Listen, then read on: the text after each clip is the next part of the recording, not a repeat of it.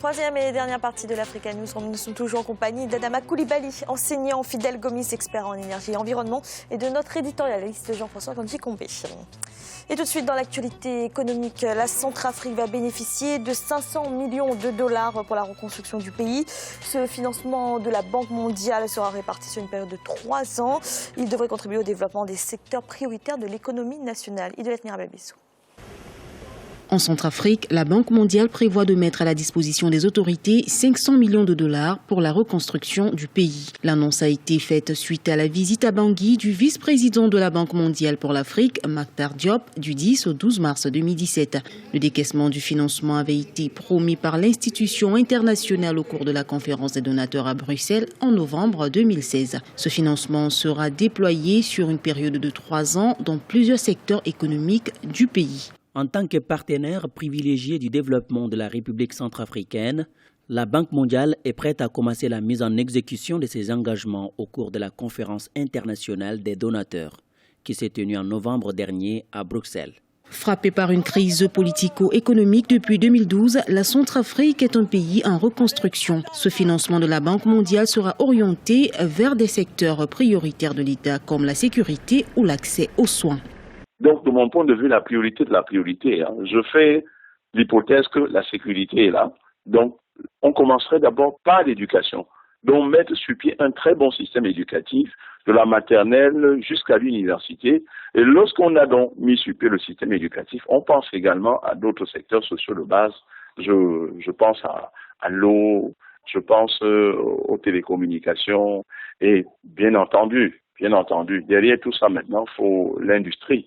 Le potentiel économique de la Centrafrique repose sur la richesse du secteur minier national. Pourtant sous-exploité, des observateurs estiment que la normalisation de ce secteur pourrait apporter de la valeur ajoutée à l'économie centrafricaine. Principale ressource de croissance de l'économie nationale, l'agriculture et l'exploitation des ressources naturelles contribuent à hauteur de 55% du PIB et représentent 80% aux exportations.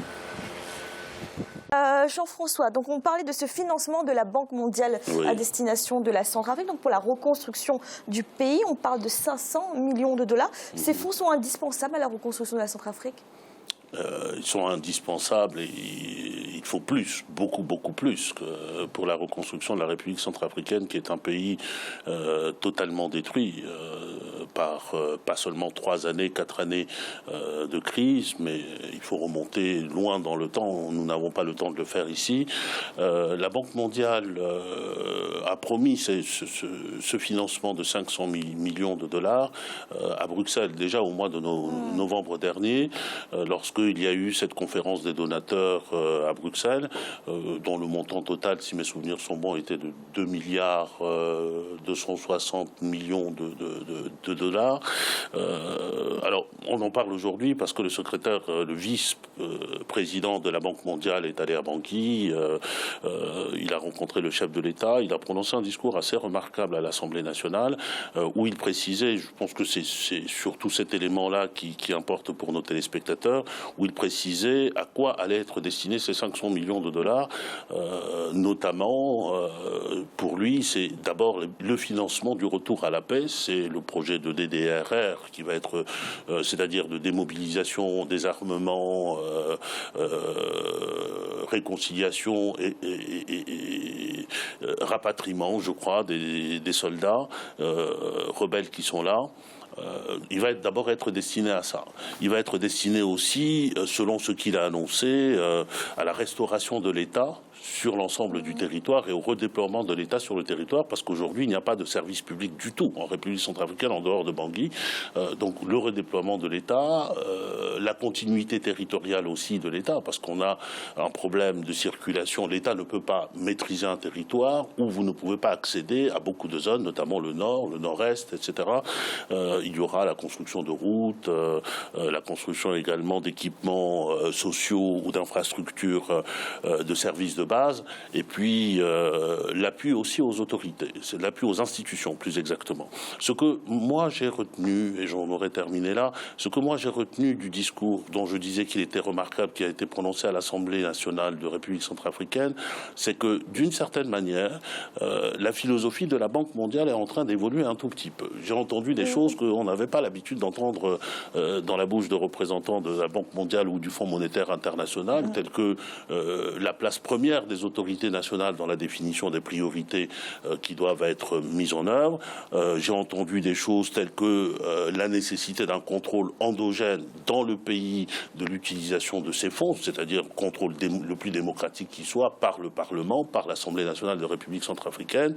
J'ai entendu l'affirmation d'une exigence qui est la redistribution, la juste redistribution des fruits de la richesse nationale, et ceci en rapport avec les contrats miniers. Vous savez que la République centrafricaine est un pays minier extrêmement important. Et puis la question de la transparence aussi dans la signature des contrats miniers. Ce genre de discours-là, j'invite nos téléspectateurs à aller le lire, parce que si c'est un frémissement, c'est le début d'une route qui est intéressante de la part des institutions internationales. Mais pour revenir à votre question, il faut que ces 500 millions soient débloqués. Ils ne le sont pas encore aujourd'hui, nous en parlons, il n'y a pas eu le décaissement encore. Il faut qu'ils soient décaissés, mais il faut aussi que les 2 milliards qui ont été promis soient décaissés dans les délais utiles pour que dans les 3 ans, on puisse les mettre à disposition des Centrafricains. Et puis, il faudrait, au-delà des 2 milliards, il faudrait beaucoup, beaucoup plus. 10 milliards, 15 milliards, 20 milliards, pourquoi pas. Mais je dis ça, c'est pas de la boutade. Hein. Je pense que les autorités centrafricaines ont l'habitude de voir très petit. Ils n'ont pas l'ambition de leur pays de dire « nous pouvons faire plus grand ». Donc, Adama Coulibaly, est-ce que 500 millions de dollars déjà, c'est quand même un bon début pour, vous pensez, relancer la construction en Centrafrique? C'est un bon début. Ce n'est pas suffisant, mais c'est vraiment un très bon début. Mais il faut quand même relativiser tout ça. C'est que ces 500 milliards qui ne vont pas être décaissés en une fois. C'est sur 3 ans. Sur 3 ans. Dans quelles conditions, à quel rythme même le premier décaissement va être fait. Je pense que les autorités pourront s'accorder avec les fonctionnaires de la Banque mondiale pour faire au mieux. Ça, c'est sûr. Mais ce que je retiens, c'est ce que disait Jean-François, surtout, c'est peut-être ce frémissement dans la vision et dans l'approche de la Banque mondiale, parce qu'on s'est inquiété, beaucoup d'Africains, à juste titre, beaucoup d'observateurs sont inquiétés de la présence récente du FMI, Christine Lagarde, et qui a mené dans ses valises avec les ministres français de l'économie de nouveaux programmes d'ajustement structurel dans cette zone. Donc on s'en inquiète, parce que quand on voit ce qui s'est passé auparavant avec le programme d'ajustement structurel, pas seulement en Afrique d'ailleurs, les désastres que ça a pu entraîner, on ne peut que se réjouir de ces discours. Mais il faut espérer que ces discours seront suivis des faits réels. Mais 500 millions, c'est un bon début, parce que c'est quand même beaucoup mieux que rien. Mais bon, pour le reste... wait and see. Merci. Dans l'actualité également, le cours du pétrole recule fortement en bourse et repasse actuellement en dessous des $50. Après 3 mois de stagnation, le marché pétrolier a entamé depuis le 8 mars une chute des prix du brut pour finir à son plus bas niveau depuis 3 mois. Birama Saonera.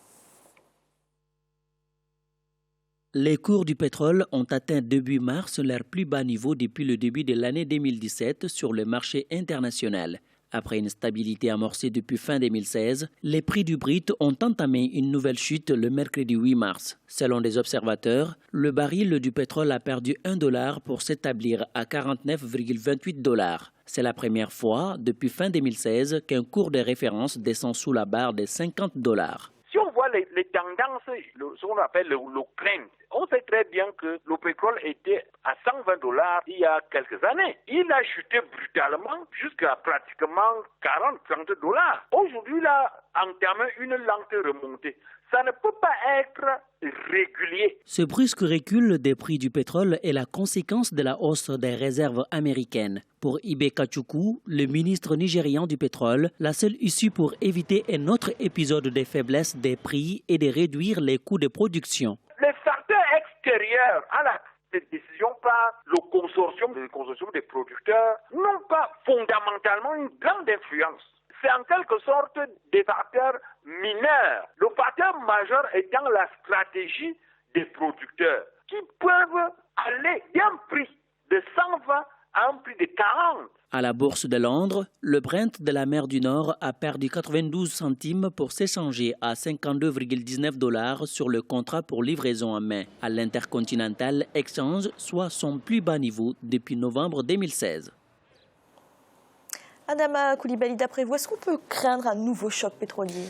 Tout est possible, puisque le monde entier, avec ceux qui gouvernent au niveau de la finance, ont jeté leur dévolu sur cette matière-là pendant tant de décennies. Et ils sont tellement ponctionnés aussi, les populations mondiales, que ça ne peut être qu'un juste retour de sous. Mais il faut craindre quand même que ce choc-là ne déstabilise pas de manière brutale tout le système. Mais si les pétroles baissent, je pense que l'ensemble des dirigeants, que ce soit dans le domaine économique, dans le domaine politique, mais surtout économique et financier, pourront peut-être repenser autrement leur rapport au pétrole et leur rapport aussi à l'économie réelle et à l'intérêt des populations de leur propre pays, puisque les populations, les pays qui ont axé leur développement sur le pétrole étaient dans un véritable mirage. Quand on sait que on pouvait avoir des chocs pétroliers, parce que ça ne sera que l'énième choc pétrolier. Et je pense que pour les populations de nos pays, nous autres, eh bien, ça paraît assez lointain. Mais quand ça baisse, c'est tant mieux pour nous. Maintenant, évidemment, on a vu les conséquences aussi que ça entraîne au niveau financier. Et là, généralement, c'est toujours nous qui payons les pots cassés. Mais j'espère que cette fois-ci, il y aura suffisamment d'entente, d'écoute des pays, des petits producteurs, également aussi des populations de ces pays et des grands pays aussi. Ensemble, peut-être qu'on saura faire mieux pour l'économie mondiale. Jean-François, ça veut dire que finalement, l'accord de l'OPEP n'aura pas suffi? Il ne suffit pas. Permettez, Fanny, que j'ai d'abord une première pensée pour les populations qui pâtissent de cette crise du pétrole en Afrique, parce que le continent qui est frappé de plein fouet et qui produit de la très grande pauvreté aujourd'hui en Afrique, parce que les dirigeants n'ont pas su prévenir, ils n'ont pas su gérer avec une vision de l'avenir, c'est bien l'Afrique. Mais votre question qui était... L'accord de l'OPEP. Voilà, pour réduire la production. Et ça montre qu'aujourd'hui, mais c'était déjà ainsi par le passé. L'OPEP est une structure indispensable pour permettre une régulation de la production du pétrole et donc une régulation du prix. Mais sauf que tous les grands pays producteurs de pétrole ne sont pas dans l'OPEP. C'est bien le cas ici. Les États-Unis n'y sont pas. Nous avons aujourd'hui un nouveau président des États-Unis qui, à mon avis, malgré le fait qu'il y a eu un accord entre l'OPEP et les États-Unis pour pouvoir se concerter sur la production et le prix, ne jouera pas ce jeu-là. Lui, il est America First, America Only. Donc, il n'ira pas, on n'aura pas. Et donc, les prévisionnistes aujourd'hui sont en train de nous annoncer que dans les mois qui viennent, on pourra descendre même jusqu'en dessous de la barre des 45. Et ça, c'est dramatique. Les conséquences seraient dramatiques pour les pays africains pour les pays africains. Et pas seulement pour les pays, je dis pour les populations. Nous avons évoqué ici, autour de ce plateau, notamment la situation du Tchad, qui avait surestimé, avait vécu sur des grandeurs parce qu'il avait le pétrole. Aujourd'hui, il y a des milliers de personnes qui sont dans des situations d'extrême pauvreté. Vous entendez les manifestations de rue qu'il y a, donc troubles sociaux. Donc, c'est le cas aussi au Nigeria, nous en avons reparlé.